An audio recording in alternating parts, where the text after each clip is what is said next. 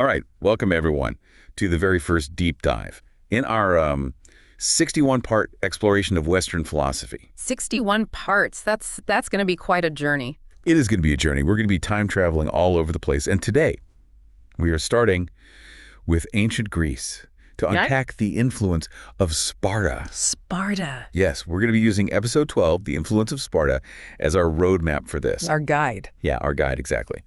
And we'll be pulling in some extra insights from Bertrand Russell's History of Western Philosophy as well. A classic. A classic for sure. So think of this deep dive as a way to not just understand what Spartan society was like, but why it still matters centuries later. Even for you today. Even for you today. Yeah, exactly. We're going to uncover some surprising connections to modern ideas. Oh, yeah. And maybe even to your own life. You never know. You never know. Okay, so imagine ancient Greece, but instead of democracy and philosophy, you've got warrior kings, ironclad discipline. Intense. Intense, yes. And a society that is just laser focused. Yeah. Laser focus. On military strength.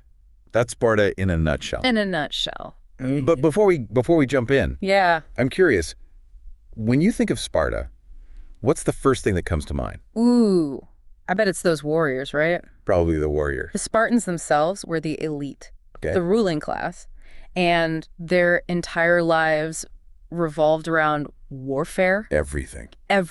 They were all about becoming the ultimate fighting force. Wow. And everything else in Spartan society, every single thing was built to support that goal. So it's like a whole society built on the idea of Strength above all else. strength above all else. Yeah, I like that. But here's where it gets interesting. Okay. Below the Spartans, there were actually two other groups. Two other groups. Yeah, the Perioeci and the Helots. The Perioeci. The Perioeci, they were freemen, Freemen? but without full citizenship rights. Ah, I see. They handled crafts and trade, basically all the things that Spartans considered, well, beneath them. Yeah, exactly. Right. And then you had the Helots. The Helots, episode 12 really highlights them as a key to understanding Sparta's influence. Oh, interesting. They were essentially state-owned serfs tied to the land, and they vastly outnumbered the Spartans. Really? Oh, yeah. That created a really fascinating dynamic. I'm guessing it wasn't exactly a recipe for a relaxed and peaceful society. Not quite. Not quite. The Spartans lived with this constant fear of a Helot uprising, which shaped pretty much everything they did. It makes sense. Think about it. The Spartans couldn't even farm their own land. What? Yeah, because they were so preoccupied with maintaining control. So these legendary warriors, famous for their physical strength and discipline, wouldn't get their hands dirty with manual labor. Yep. That seems like a pretty big contradiction. It definitely makes you think about how they viewed work and status, doesn't it? Yeah. For the Spartans, farming was seen as demeaning, something only fit for, well, the lower classes. Right. And this brings up an interesting point from episode 12. The very existence of the Helots and the Spartans' dependence on their labor is a crucial part of why their society was so unique and influential. It's almost like their obsession with military strength was directly tied to their need to control a large, unfree population. Exactly. And that fear of rebellion, it had a ripple effect on everything. Wow. From their education system to their government. Right. Well, speaking of education, let's picture this for a second. Spartan boys. Young boys. Taken from their families at age 7. To begin rigorous military training. Rigorous. Can you even imagine that happening today? That is a far cry from modern childhood. It really is. Yeah. And talk about starting young. It makes you wonder how that shaped their entire worldview. Absolutely. They were literally raised to be soldiers from the moment they could walk. Wow. That's incredible. And that brings us to another interesting point from episode 12. Okay. The brutality of Spartan training was both admired and criticized by other Greeks. Oh, interesting. Some saw it as the key to their military success, Makes sense. while others found it unnecessarily harsh and, well, inhumane. So even back then, people were debating the merits of different approaches to education and discipline. Mm-hmm. It makes you wonder what they would think of our modern school systems. Right. It's fascinating to consider how these age-old debates about education and societal values still resonate today. They really do. But before we get too far ahead of ourselves, let's circle back to something you mentioned earlier. the Spartan government. Right. They had this really unique blend of monarchy, oligarchy, and democracy. Okay. Which episode 12 calls a complex and often contradictory system. It definitely sounds like they were trying to have their cake and eat it too. Maybe a little bit. So tell me more. Yeah. How did this system actually work? Like in practice? Well, so you had two kings. Two kings. One focused on military leadership. Okay. And the other one on religious matters. So it's like a blend of military power, wisdom of age, and then some element of religious authority. Exactly. And then you had the assembly, composed of all Spartan citizens who voted on those laws. So there was some democracy mixed in there? There was some element of democracy, yeah. But episode 12 really highlights the E4s as the most fascinating part of this system. The E4s? The E4s. Okay, so who were they? They were 5 officials elected annually by all Spartan citizens, and they held a surprising amount of power. Wait, elected officials in Sparta? Yeah. I thought it was all about warrior kings and strict obedience. That's what makes the E4 so interesting. They were a check on the king's power. Check on the king's power. Yeah, swearing to uphold them only if they followed the law. Wow.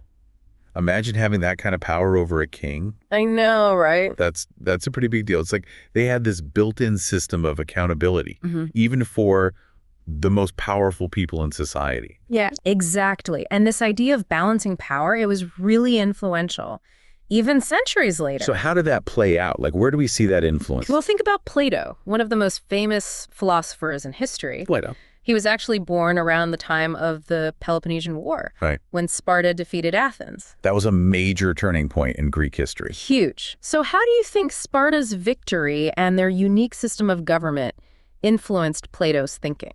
That's a good question. I'm not sure. You tell me. Well, Plato wasn't a fan of everything about Sparta. Okay. But he definitely found their system of government intriguing. Intriguing, okay. He believed that wise rulers, like the Spartan E4s, should hold ultimate authority. Ultimate authority, okay. Guided by reason and a dedication to the common good. So instead of kings or elected officials who might be swayed by, personal ambition. Right. Plato thought the ideal rulers would be these philosopher kings. Philosopher kings, exactly. Wise and virtuous individuals who truly understood what was best for society. You got it. And that brings us to one of Plato's most famous ideas. Okay. His theory of forms. The theory of forms, okay. It's a pretty complex concept. Okay. But essentially, Plato believed that the physical world we see around us is just a shadow of a higher realm of perfect, unchanging forms. So like a perfect table or a perfect tree exists somewhere out there, beyond our senses. Exactly. But it's not just about physical objects. Plato believed there were also forms for things like justice, beauty, and truth. Okay, I see. And true knowledge, according to Plato, comes from understanding these forms, not just the imperfect copies we see in the everyday world. So I'm starting to see the connection here.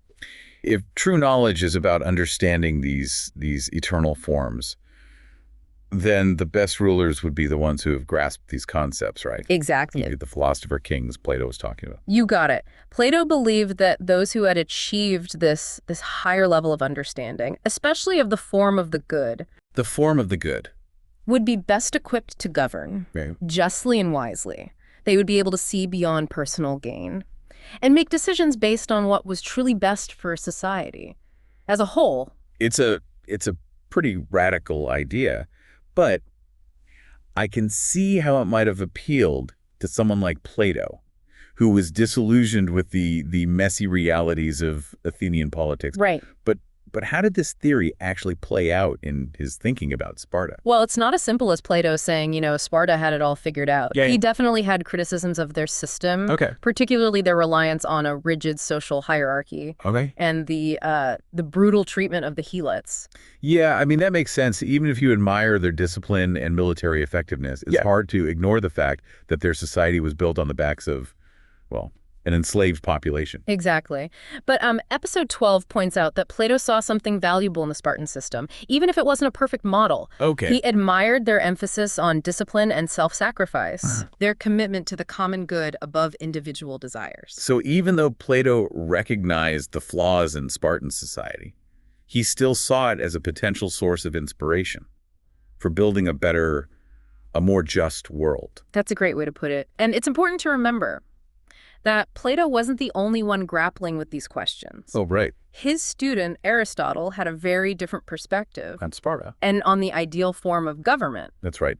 Aristotle was much more of a pragmatist, focused on the practicalities of governing rather than, abstract ideals. Right. While Plato was looking up to this realm of perfect forms, Aristotle was looking around at the real world, studying different forms of government and trying to figure out what actually worked best in practice. So we've got these two giants of philosophy, Plato and Aristotle, both looking at Sparta and drawing very, very different conclusions. Yeah. It's amazing how a single society can spark such a range of interpretations. It really shows you the power of ideas, doesn't it? And speaking of influence, we can't forget about Sparta's impact on the rest of the Greek world. Episode 12 makes a great point about how Sparta evoked this mix of admiration and fear in other city-states. It's like they were the schoolyard bully everyone respected, but nobody wanted to mess with. That's a great analogy. Their military prowess was undeniable, especially after their victory in the Peloponnesian War. Right. But that strength also bred a certain level of distrust. Okay. Other city-states were constantly worried about Spartan expansionism and formed alliances to counterbalance their power. So their strength ultimately became a source of isolation. It's possible. It's like the old saying, keep your friends close and your enemies closer. But maybe Sparta didn't quite grasp that concept. It does seem like they struggled with the whole making friends and influencing people part of international relations. They had a very, very black and white view of the world, focused almost entirely on military dominance. Which brings us to a really important point from episode 12. Yeah. Understanding Sparta's influence means looking beyond those simplistic stereotypes. They weren't just a bunch of muscle-bound warriors with no brains. Exactly. They had a complex and fascinating culture. Okay. And their ideas about discipline, duty, and self-sacrifice had a lasting impact on Western thought. For sure. But it's also crucial to acknowledge the darker side of their legacy. Right. Their reliance on a system of forced labor, their brutal treatment of the helots, I mean, that can't be ignored. Absolutely not. It's a reminder that even the most successful societies can have deep flaws. Right. And that progress often comes at a cost. So as we wrap up this deep dive into Sparta, what are the key takeaways for our listeners? What can we learn from their successes and their failures? Yeah. I think one of the biggest lessons is the importance of balance. Sparta's single-minded focus on military strength ultimately limited their potential and contributed to their decline. It's a reminder that even the most admirable qualities, when taken to an extreme, can become liabilities. It's like putting all your eggs in one basket, right? You might get lucky for a while, but eventually that lack of diversification is going to catch up with you. Exactly. And this applies to our own lives as well. It's great to have passions and pursue goals with dedication. Yeah. But it's also important to cultivate a broad range of skills, interests, and perspectives. So don't be afraid to try new things, challenge your own assumptions, and keep learning throughout your life. That's great advice. And I think that's the beauty of studying history and philosophy. It gives us a chance to learn from the past, both its triumphs and its mistakes, and to apply those lessons to our own lives. Well said. And that's exactly what we're aiming to do in this 61-part series. So buckle up, listeners, because we've got an incredible journey ahead of us. You do. Filled with thought-provoking ideas, fascinating characters, and maybe even a few aha moments along the way. I hope so. Thanks for joining us for this first deep dive. We'll see you next time for another philosophical adventure. See you then.